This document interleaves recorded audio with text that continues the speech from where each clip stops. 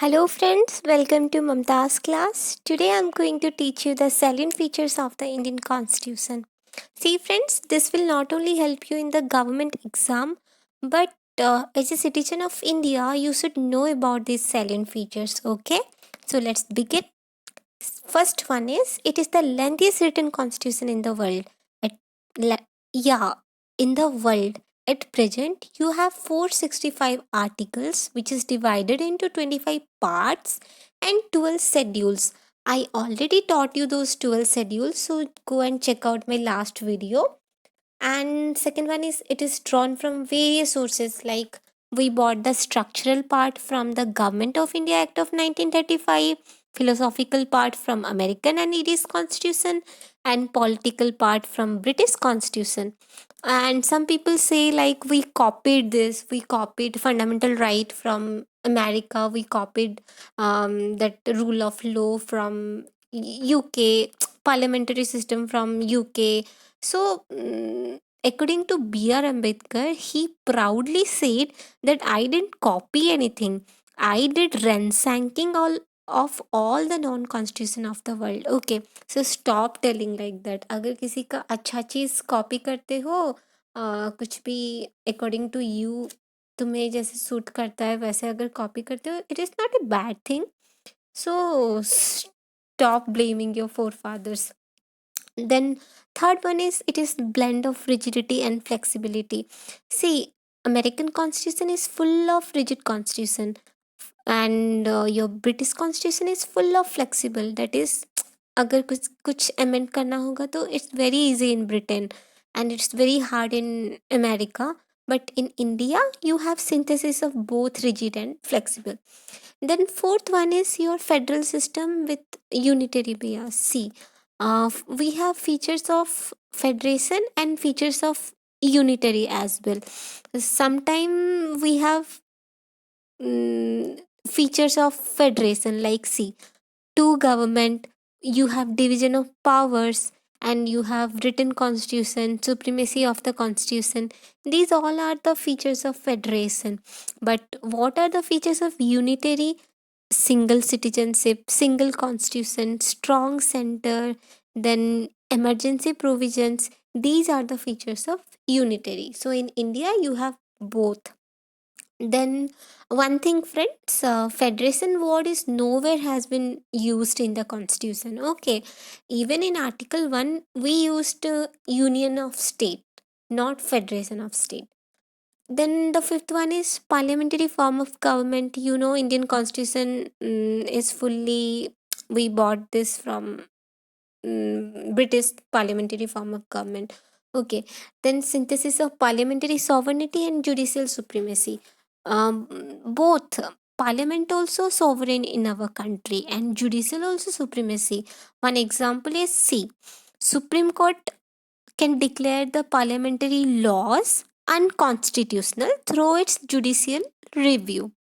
And in the other hand, Parliament can also amend the major portion of the Constitution through its constitutional powers. So हम ये नहीं कह सकते कि supreme court powerful है या पार्लियामेंट पावरफुल है. Okay, it is synthesis of both.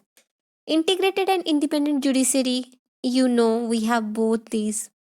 And then fundamental rights in India, you have six fundamental rights. You know, right to equality, freedom against exploitation, then freedom of religion. कुछ भी तुम अपना religious practice कर सकते हो. Cultural and educational rights you have.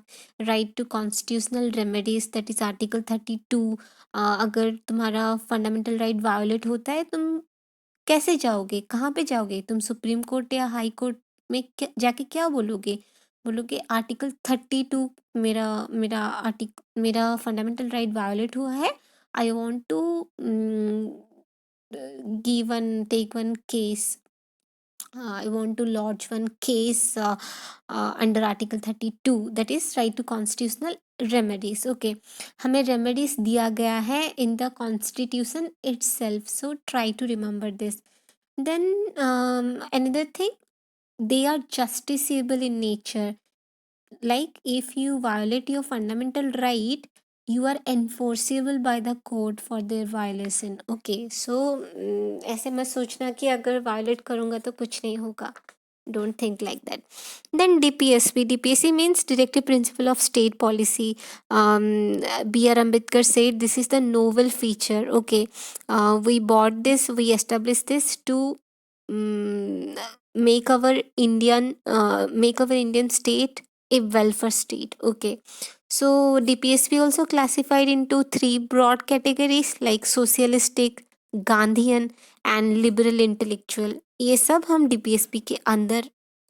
Yeah, now fundamental duty.